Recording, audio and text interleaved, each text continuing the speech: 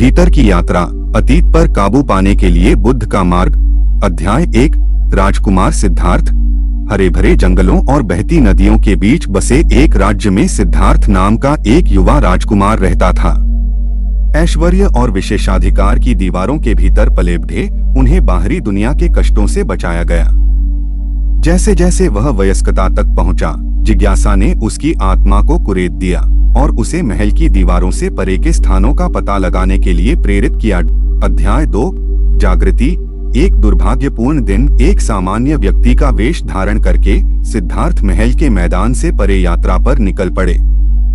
गरीबी, बीमारी और बुढ़ापे के दृश्यों ने उन्हें अंदर तक झकझोर दिया। इन मुलाकातों ने उसके भीतर गहरे दुख के बीज बो दिए। उन्होंने महसूस किया कि जीवन पूरी तरह से वैभव और विलासिता नहीं है, बल्कि पीड़ा का एक जटिल जाल है। अध्याय 3। त्याग। मानवता की दुर्दशा से परेशान होकर सिद्धार्थ ने जीवन बदलने वाला निर्णय लिया। अपने राज्य, धन और परिवार को छोड़कर उन्होंने एक भटकते हुए तपस्वी का मार्ग अपनाया। अपने मन को परेशान करने वाले सवालों के जवाब खोजने के लिए दृढ़ संकल्पित होकर वह ध्यान और आत्मानुशासन के माध्यम से सांत्वना की तलाश में जंगलों और पहाड़ों में भटकते रहे। अध्याय 4। गुरुओं से मुठभेड़। आत्मज्ञान की अपनी खोज में सिद्धार्थ ने प्रसिद्ध संतों और गुरुओं से मार्गदर्शन मांगा। उन्होंने विभिन्न आध्यात्मिक प्रथाओं में गहराई से प्रवेश किया, प्रत्येक सिद्धांत की गहराई की खोज की, फिर भी उसे अपने विचारों की पीड़ा से कोई राहत नहीं मिली। अध्याय 5। बोधि वृक्ष के नीचे ज्ञानोदय। निडर होकर सिद्धार्थ ने पवित्र बोधि वृक्ष के नीचे एकांत की तलाश की। सत्य न मिलने तक न उठने की प्रतिज्ञा करते हुए उन्होंने दिन रात ध्यान किया। आखिरकार एक चांदनी रात में वह जो उत्तर चाहता था वह भीतर से प्रकट हुआ। एक दैवीय अनुभूति उस पर हावी हो गई, जिसने दुख से मुक्ति का मार्ग रोशन कर दिया। अध्याय 6। करुणा की शिक्षा। ज्ञान प्राप्त करने के बाद सिद्धार्थ जागृत बुद्ध में परिवर्तित हो गए। उनका हृदय करुणा से भर गया। वे अपनी अंतर्दृष्टि दूसरों के साथ साझा करने के लिए आगे बढ़े। 4 आर्य सत्य और अष्टांगिक मार्ग उनकी शिक्षाओं की नींव बने। अध्याय 7। सारथी का पाठ। अपने एक प्रवचन में बुद्ध ने एक सारथी और उसके अप्रशिक्षित घोड़ों का एक गहन दृष्टांत साझा किया। सारथी मन का प्रतीक है और घोड़े इंद्रियों का प्रतिनिधित्व करते हैं। एक सफल जीवन जीने के लिए मन को प्रशिक्षित करने और इंद्रियों को वश में करने की आवश्यकता है। केवल तभी वे अतीत को पार कर सकते थे और वर्तमान क्षण को अपना सकते थे। अध्याय 8। क्षमा करना और जाने देना। बुद्ध की शिक्षाओं में क्षमा और जाने देने के महत्व पर जोर दिया गया।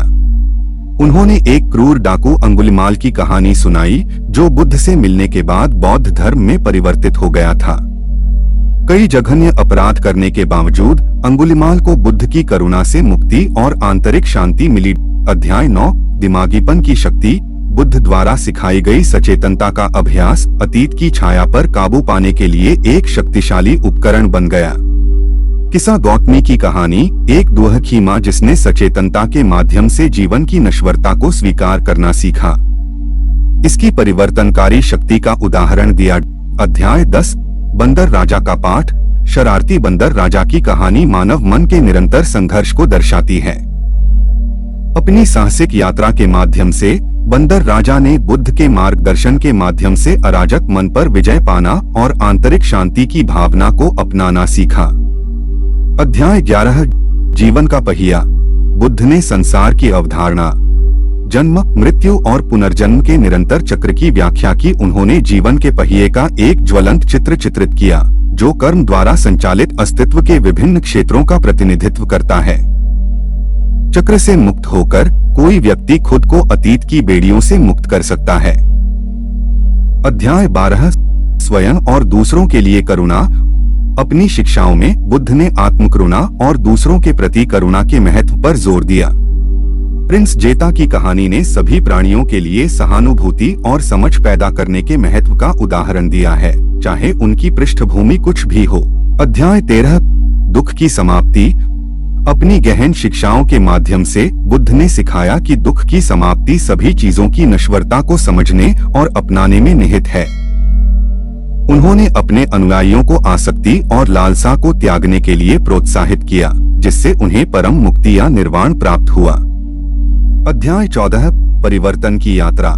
जैसे ही बुद्ध ने ज्ञान और करुणा फैलाने की अपनी यात्रा जारी रखी, उनकी शिक्षाओं ने कई लोगों के दिलों को छू लिया। जीवन के सभी क्षेत्रों के लोगों को उनके शब्दों में सांत्वना और मार्गदर्शन मिला। एक धनी व्यापारी अनाथपिंडिका की कहानी ने बुद्ध की शिक्षाओं को अपनाने की परिवर्तनकारी शक्ति का प्रदर्शन किया। अध्याय 15 बुद्धि का मार्ग। अतीत पर काबू पाने के लिए बुद्ध का मार्ग ज्ञान, वास्तविकता की वास्तविक प्रकृति की समझ में परिणत हुआ। उन्होंने शून्यता, अन्योन्याश्रितता और सभी प्राणियों के अंतर संबंध पर गहन शिक्षा दी। इन शिक्षाओं ने अनगिनत साधकों को मुक्ति के मार्ग पर चलने के लिए प्रेरित किया। अध्याय 16 जागृत व्यक्ति की विरासत। जैसे जैसे बुद्ध का भौतिक रूप इस दुनिया से आगे बढ़ा, उनकी शिक्षाएं आने वाली पीढ़ियों के लिए मार्ग प्रशस्त करती रहीं। उनके शिष्यों ने पीढ़ियों तक धर्म को आगे बढ़ाते हुए उनकी विरासत को आगे बढ़ाया। वेन की कहानी। आनंद ने बुद्ध की शिक्षाओं के संरक्षण और प्रसार का प्रदर्शन किया। अध्याय 17 यात्रा का अंत और एक नई शुरुआत। जैसे जैसे कहानी खत्म हुई, अतीत पर काबू पाने की बुद्ध की यात्रा का सार चमक उठा।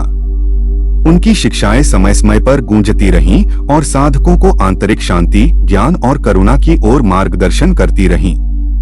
सिद्धार्थ राजकुमार जो बुद्ध में परिवर्तित हो गए की कहानी अतीत की छाया से मुक्ति चाहने वालों के लिए प्रेरणा का एक शाश्वत स्रोत बनी हुई है। अंत में यह सिर्फ एक ऐतिहासिक कहानी नहीं बल्कि एक कालातीत गाथा थी जिसने मानव अस्तित्व के सार को छू लिया, मुक्ति और ज्ञान की खोज। आज भी बुद्ध की शिक्षाएं उन लोगों का मार्गदर्शन करती रहती हैं जो सत्य और ज्ञान के मार्ग पर चलते हैं और पीड़ा से त्रस्त दुनिया में सांत्वना तलाशते हैं।